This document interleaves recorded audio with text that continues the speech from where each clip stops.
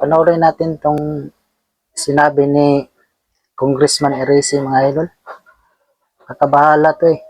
Biruin mo pera natin ginamit para pabagsakin si BP Inday Sara para di makatakbo sa 2028. Ang totoo man to, idol, yung sinabi ni Eresi, dapat imbestigahan to. Yan o, meron pang nag-file ngayon ng kaso sa ombudsman ni BP Sara, wala namang sapat na dahilan. Ang dati lang yung kaso na pinapile sa kanila. Kabahala to. Pera natin yung ginagamit nila para pabagsakin si BP Sara. Kakainis na eh. Panoorin natin, mga idol. At tingin ko gustong pabagsakin ng ilan sa mga kasama, allies ng Pangulo, si Vice President Sara. At ito ay ang pondo ng bayan ay ginamit to incentivize yung mga politicians to go against Vice President Sara. At siguro nagkamali siguro ng nakonsinte itong ganitong sistema. Nakita naman natin yung mga Quadcom at nabalitaan naman natin kung paano malalaki ang pondo na nakuha ng mga participants sa pagpapabagsak, sa effort to pabagsakin si Vice President Sara.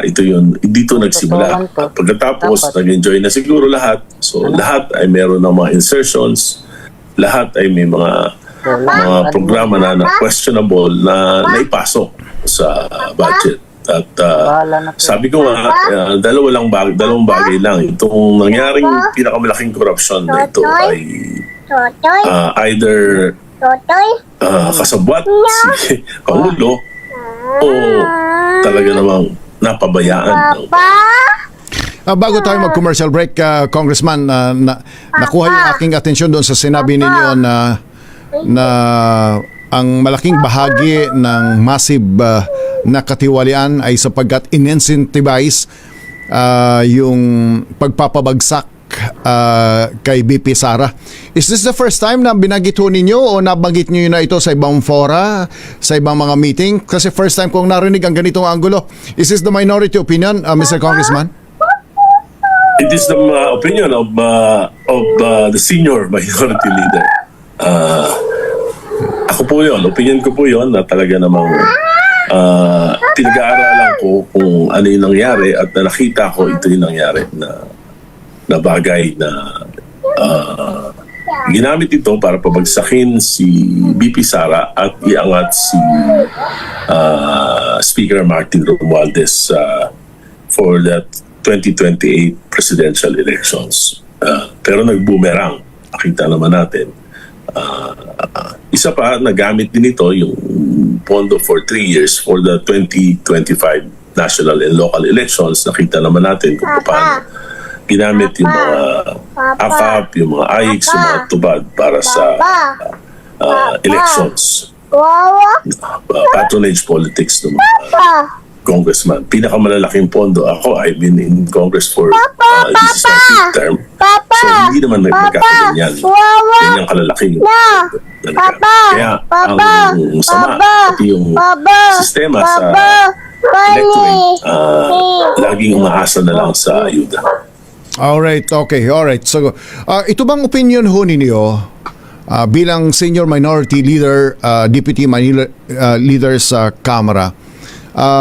Is this being shared or shared by other minority members o mag-isa lang ho kayo sa opinion na ito? Naulitin ko, ang opinion ho ninyo kaya naging massive ang katiwalaan sa gobyerno dahil in-incentivize ang pagpapabagsak sa pangalawang Pangulo. Ito ho, may consensus ho ba ang minority bloc sa ganitong opinion? O ito'y sariling opinion lang po ninyo, Mr. Congressman? Sarili ko lang po sapagkat alam nyo, iba-iba ang meron po kaming Makabayan Block na iba Parlep, meron kaming Akbayan, iba-iba talaga yung advocacies ng mga members of the minority. Meron lang kami mga ilang pinagkakaisahan. Alright, babalikan natin si Congressman Hindi ko po sinasabi na walang pagkakasala si Ano sa tingin Vice ng mga President idol? Sara.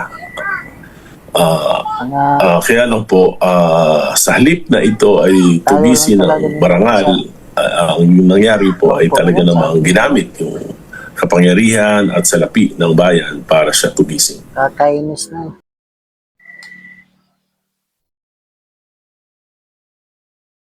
Mga idol, salamat mga idol. Paki-subscribe po mga idol. Salamat, salamat.